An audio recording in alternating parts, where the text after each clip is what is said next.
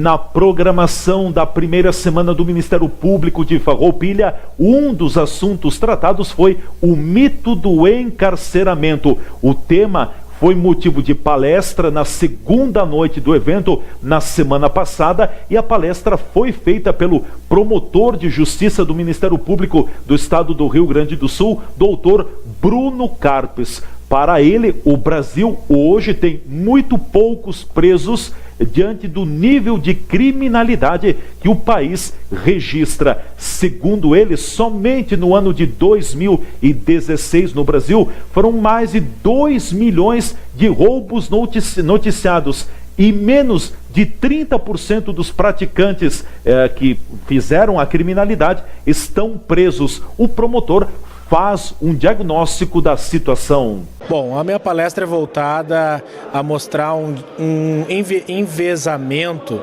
dos números, um superdimensionamento dado pelo Ministério da Justiça, considerando preso aquele que está em regime semiaberto, em regime aberto, inclusive com tornozeleira eletrônica ou em recolhimento auxiliar, sem qualquer fiscalização, né? Isso nos coloca numa posição maior do que nós deveríamos estar. Outros pontos é que não avaliamos comparativamente com os outros países, como os outros países avaliam. Preso é quem está 100% do tempo na prisão. E aí, assim, os números caem muito, se nós vamos tomar isso. E proporcionalmente, hoje, nós estaríamos numa posição de 60º lugar no mundo. Então, para um país que é a quinta maior população do mundo e tem um surto de criminalidade altíssimo, nós somos o campeão mundial em homicídios, em números absolutos. Em termos proporcionais e absolutos, nós somos os que com o maior número de roubo, ou seja, a mão armada, na maioria dos casos, furtos, estupros e todos os crimes violentos no mundo nós dominamos hoje.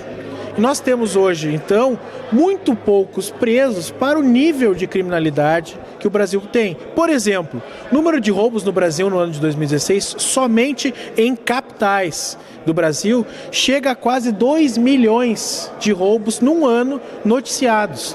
Enquanto nós temos presos por roubo, apenas 28% do número de presos. Isso equivale mais ou menos a menos de 100 mil pessoas, 100 mil apenados, para 2 milhões de roubos por ano. Então, existem muitos mitos. Presos provisórios, por exemplo, que é outra questão. O Brasil considera preso provisório aquele que não tem condenação com trânsito em julgado. Os outros países consideram aquele que não tem sentença condenatória. Isso muda tudo, porque se no Brasil nós tomarmos por conta quem está preso, mas já com uma sentença dada por um juiz de direito, um juiz togado, o número diminuiria muito. Por exemplo, em São Paulo, hoje se tem um número de 23%, o que é menor do que a média mundial, muito menor que países como a Holanda, como a Suíça, como a Itália, países da Europa.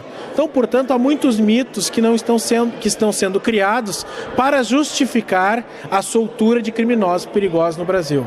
A realidade carcerária do Brasil hoje, doutor, é preocupante? Claro que é preocupante, porque houve um abandono da política penitenciária no Brasil. Eu comprovo isso em números. Hoje nós temos parados no Fundo Nacional Penitenciário quase 4 bilhões de reais, que não são aplicados para melhoria e construção de presídios.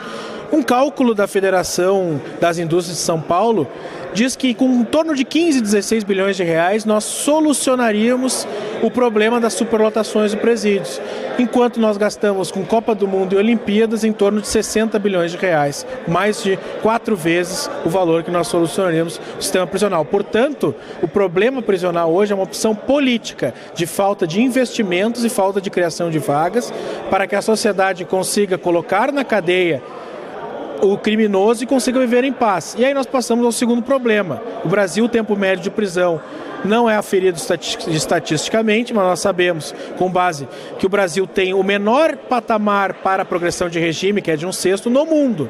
Quantos outros sistemas progressivos? Poucos países têm sistema progressivo no mundo. Os que têm, permitem a partir da metade da pena ou mais.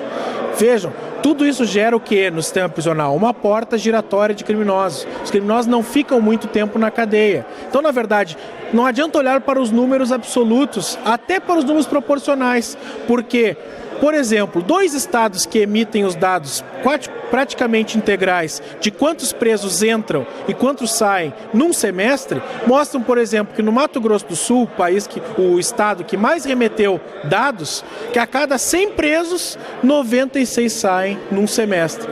Portanto, que nós precisamos aumentar o tempo da pena, que se tornou muito desproporcional ao crime, ou seja, tempo de pena efetiva, preso.